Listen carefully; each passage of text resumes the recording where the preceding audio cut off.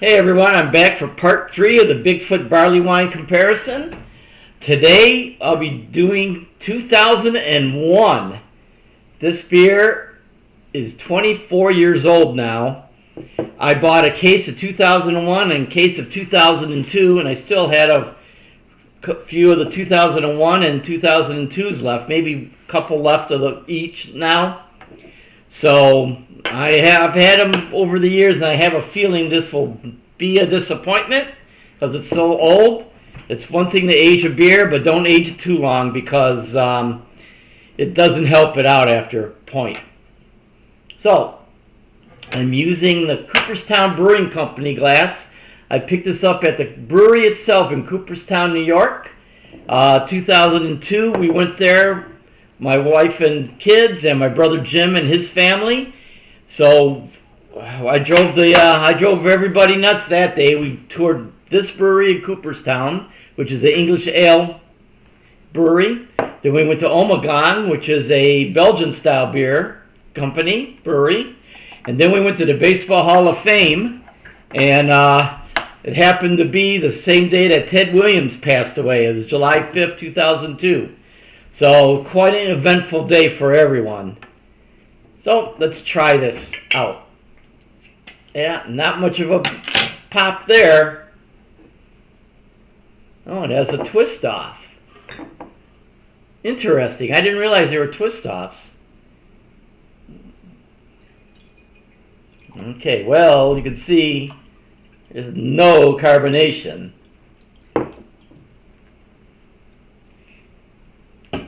And the malt aroma is really strong coming through. Yep, but none of the yeast deteriorated. Still nice and solid pack down there. Well, it still smells like a Bigfoot, but really not much hop. It's really strong malt aroma. Almost pungent malt. Okay, well, color, it's definitely darker. Unfortunately, especially since it was a twist off, air gets through the caps easier than it does with a can. Even the solidly capped beers without twist offs, air can get in and oxidize it. So this one, I'm sure, had a lot of oxidation on it, so which is not good for beer. Let's try it out.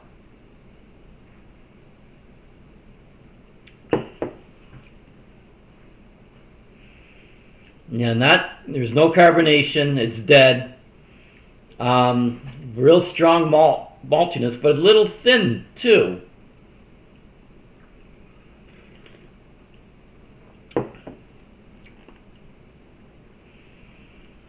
Yeah, the malt really dominates. There's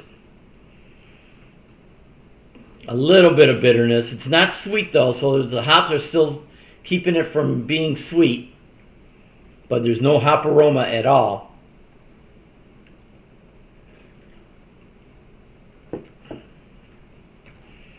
Actually, considering how old it is, it's held up really well.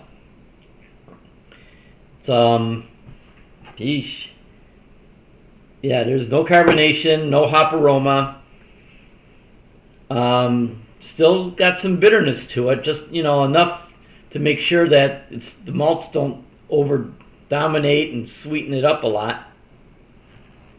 Really dry finish, drier than the other two vintages. So an interesting example of an old beer. I would not recommend aging beers for 24 years. I know some people I just had a cellar full of beers that I kind of forgot about because I keep buying new ones. So these beers got left behind, and I've still got another one of 2001 and a couple 2002s left. So I don't know if I'll drink them or just keep them as a museum piece.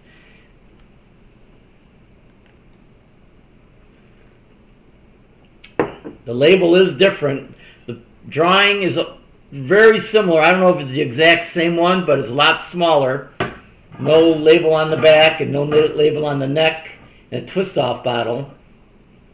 Still 9.6% alcohol by volume, though. Now, this is brewed in Chico, California. They didn't have Mills Creek at the time. I'm sure those two examples I had were brewed in Mills Creek, since we're in this side of the Mississippi. So what can I say about this beer? It's aged well, but it is aged. It's old and tired. Sometimes like how I feel. But what kind of rating should I give it? Well, I'm going to give it a 6 out of 10. It's just too old.